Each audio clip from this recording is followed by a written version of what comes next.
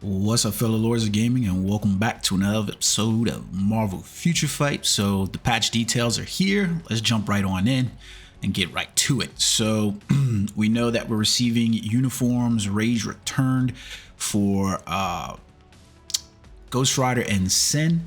I think overall, no matter what you look at, Sin is going to be a major upgrade because, as I mentioned previously, if you were to look at her skills, there's nothing on any of her skills. I mean, this is like a kit from, days gone. Like, how old has it been since Sin actually received a uniform? Like, if you notice, there's literally nothing on her skills whatsoever.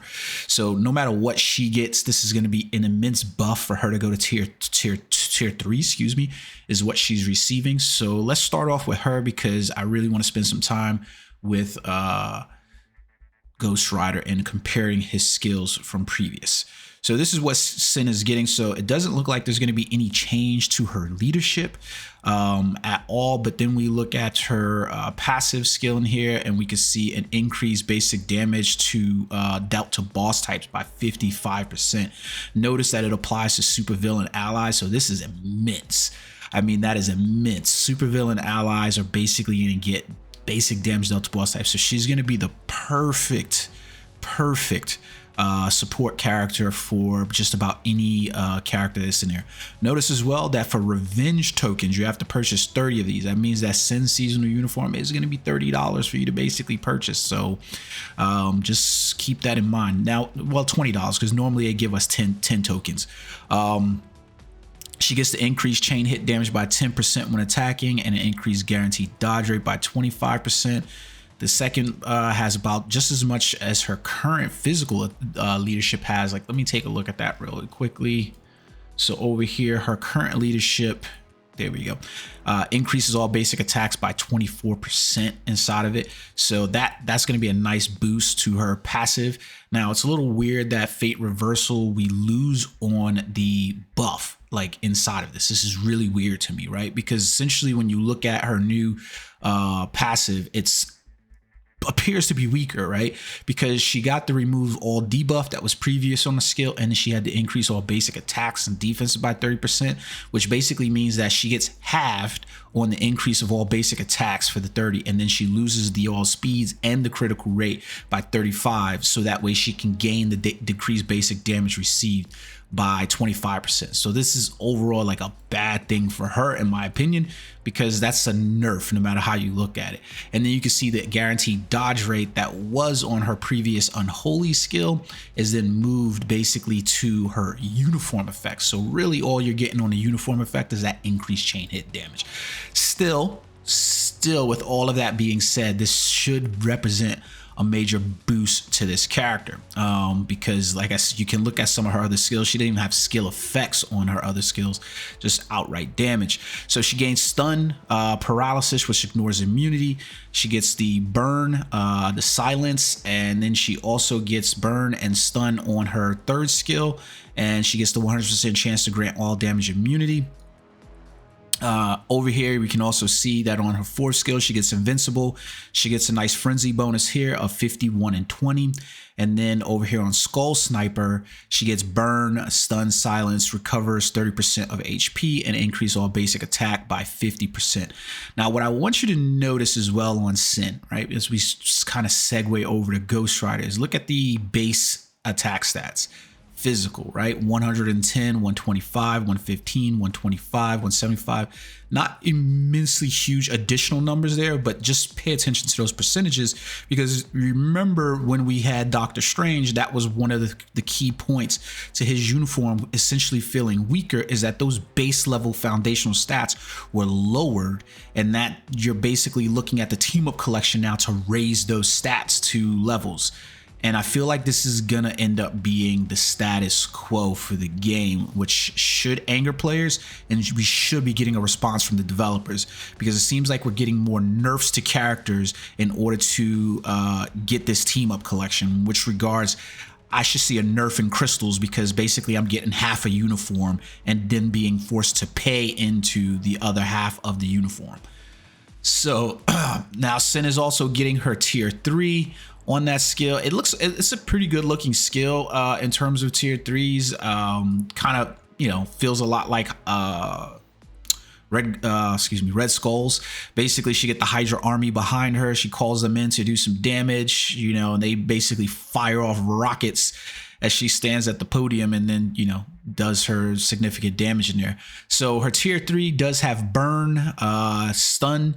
For 3 seconds, she gets to ignore target's dodge rate for 80% penetration, and then on her tier 3 has the accumulation on it, so 10% of pure damage when attacking, and then 1%. Starting to see a lot of this, and I'm starting to wonder if this is going to become more and more, so that way you basically end up having to tier 3 characters in order to get those abilities.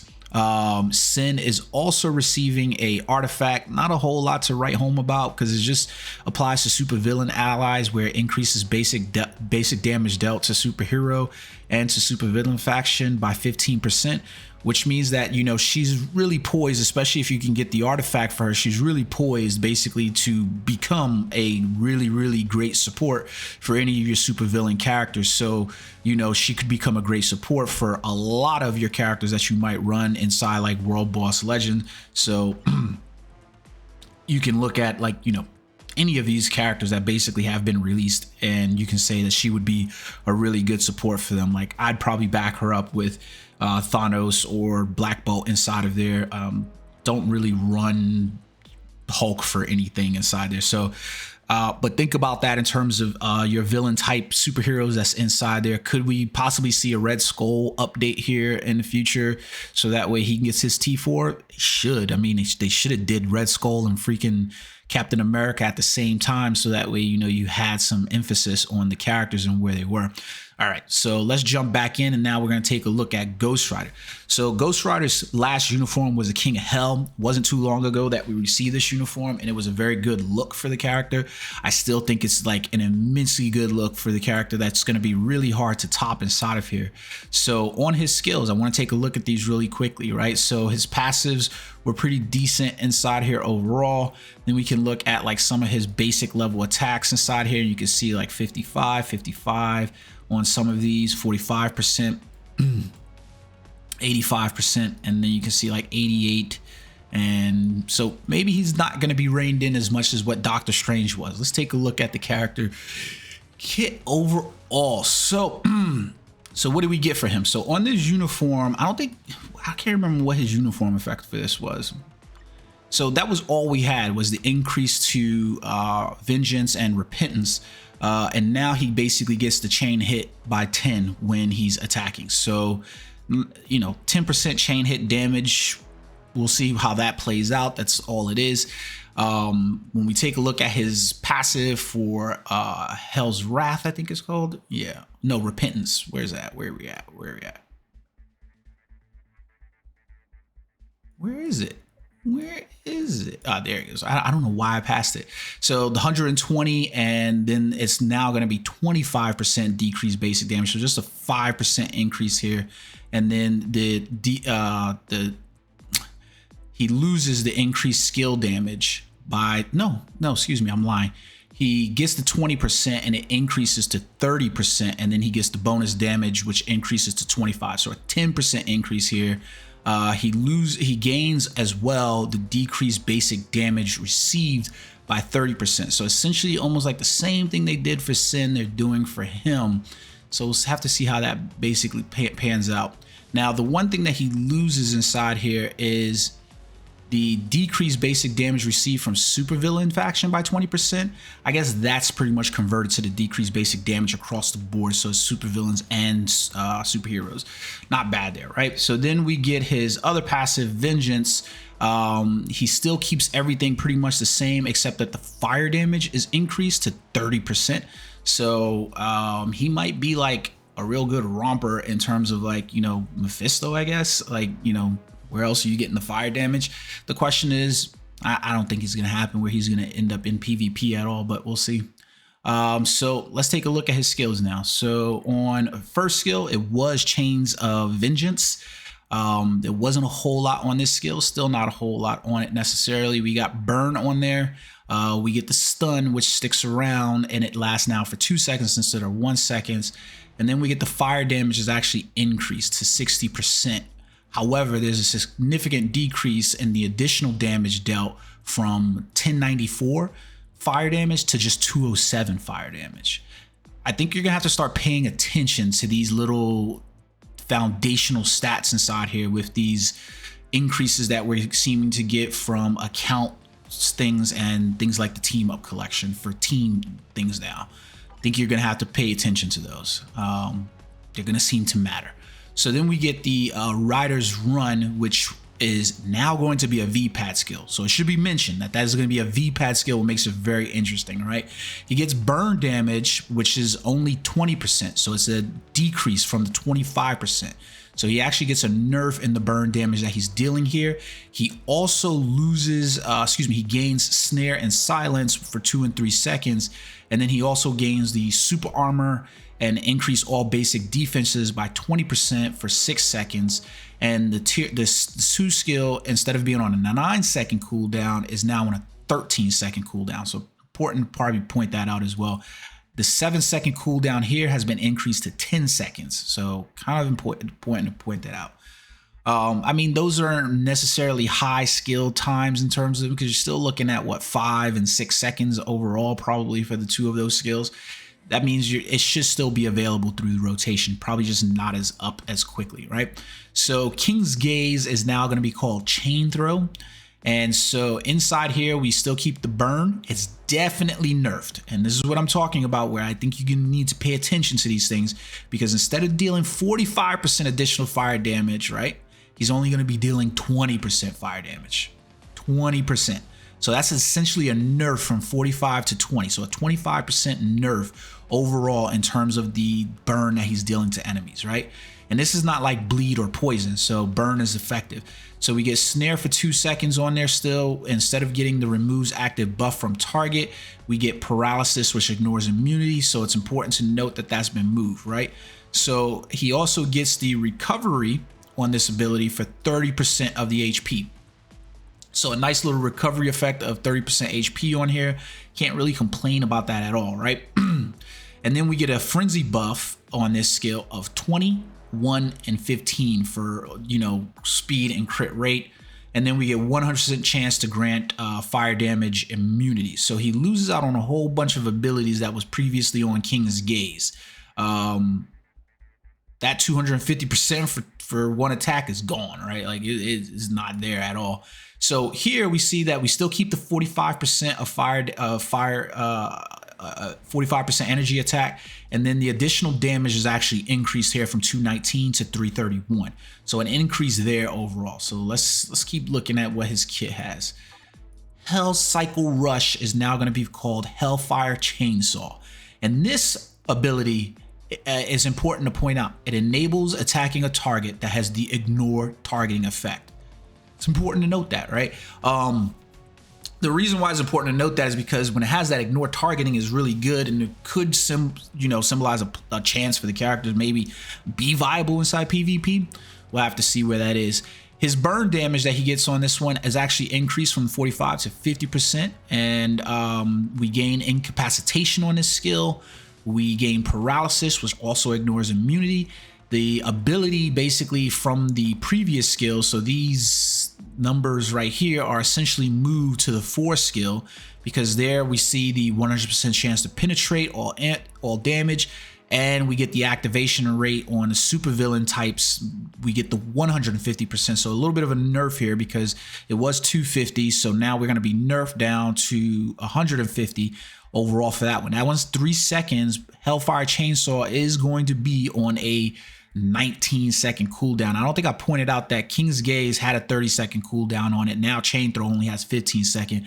And then you see the Hell's Chainsaw is going to have a similar cooldown time, 17 seconds overall for it. But the increased basic damage by the 150% that was there on the King's Gaze that you saw had the cooldown time of 3 seconds, still there.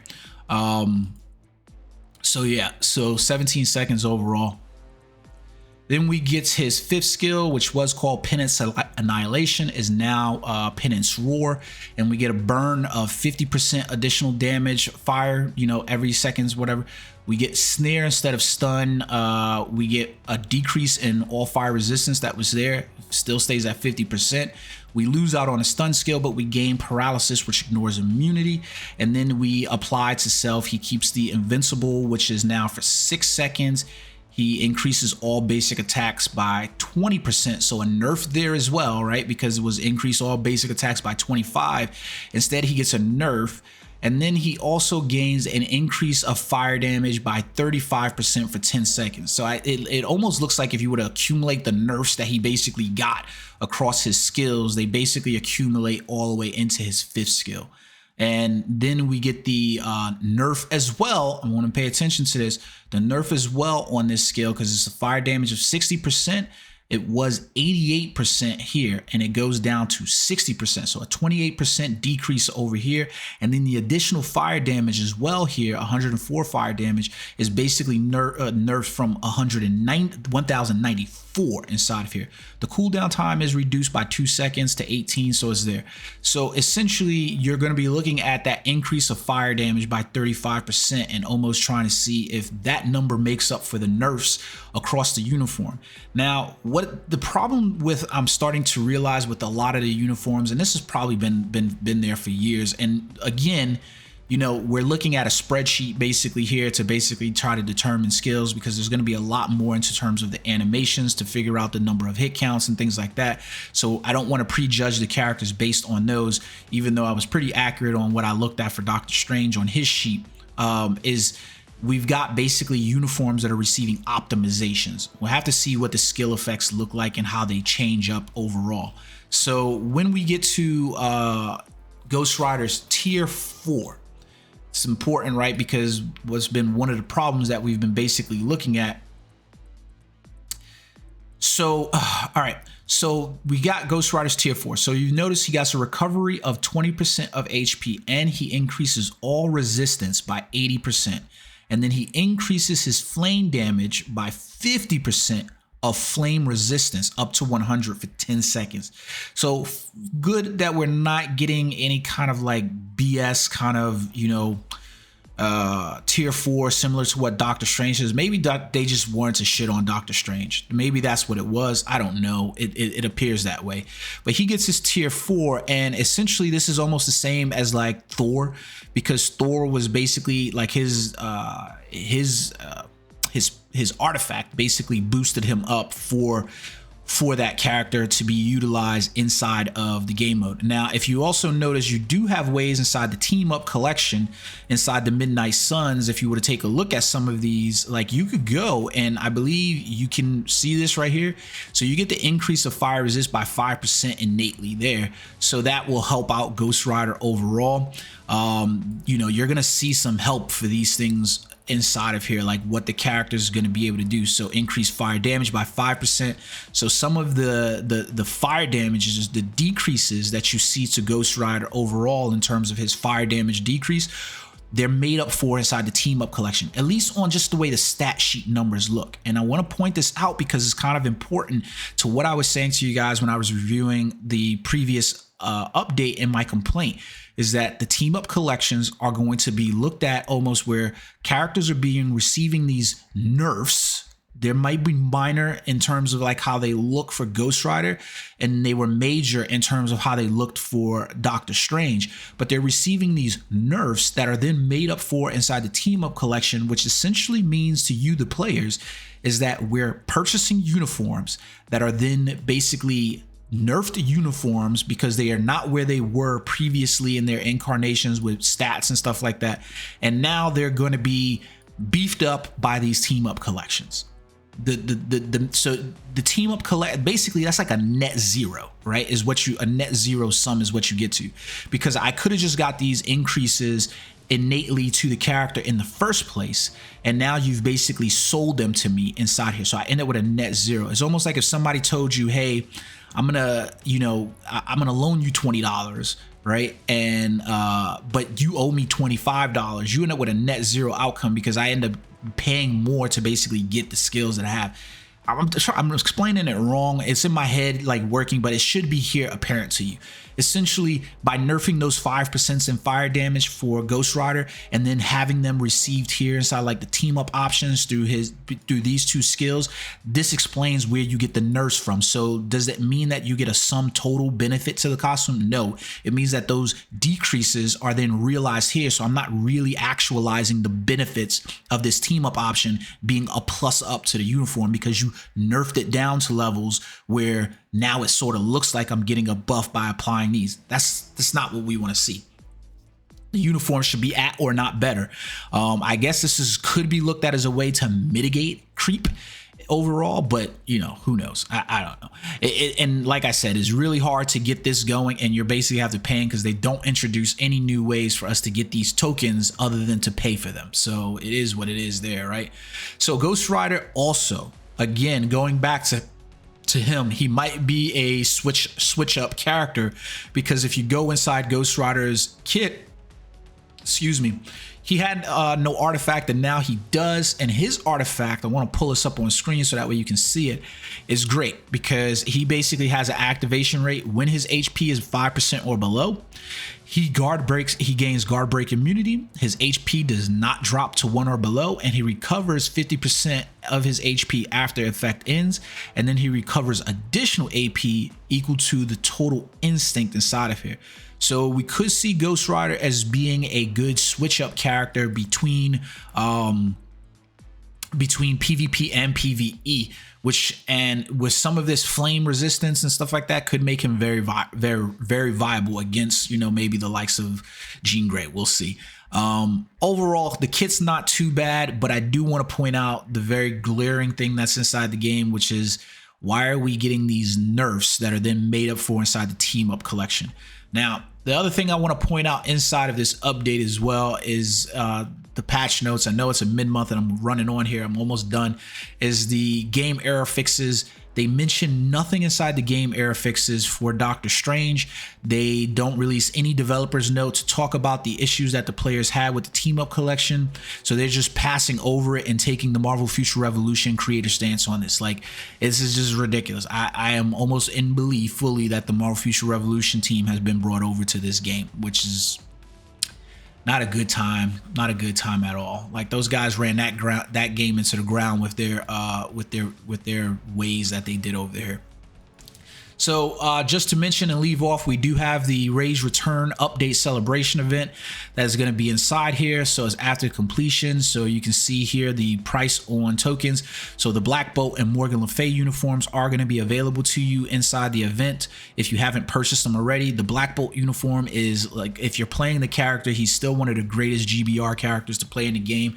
I think only Jean Grey basically beats him out, in my opinion. In terms of usability, it's easy to use this character and get a good clear in. I absolutely love Black Bolt. He was one of my favorite characters. I'm thankful that they gave him that uniform overall. And then we got the Ghost Rider for 1,750 crystals and the Sin Rage Return inside there as well. All uniforms are going to be 40% off.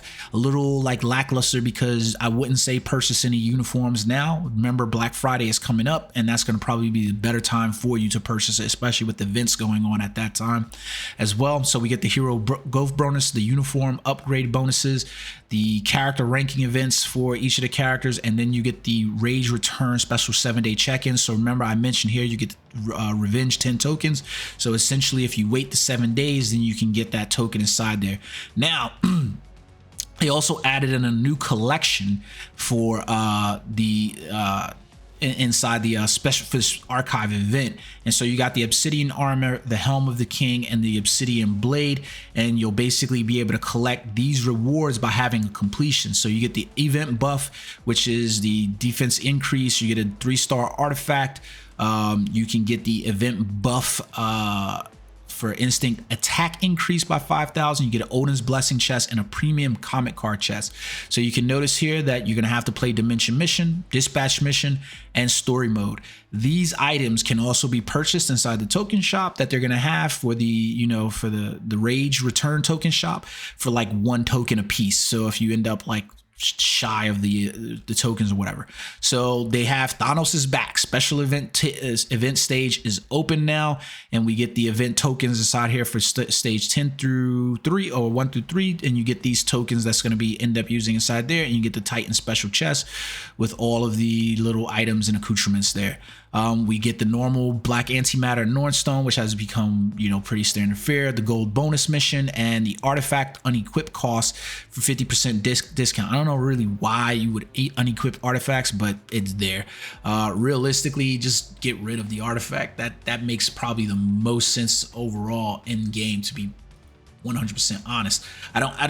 I've never run into a point where I needed to unequip an artifact to put another artifact on. Like, we don't get enough of them basically for, you know, for that to be warranted, I guess. I don't quite understand it. So anyways, so then over here we do get the Rage Return token open shop, and you can see here that basically Sin Rage Return is in there. The Morgan Le Fay uniform is in there as well. Morgan Le Fay's uniform is a really good uniform as well, similar to the Sin Rage Return there, and that is a really great support uniform. The support stats are on the uniform, so you have to have there. There's none of her skills that necessarily make it up there.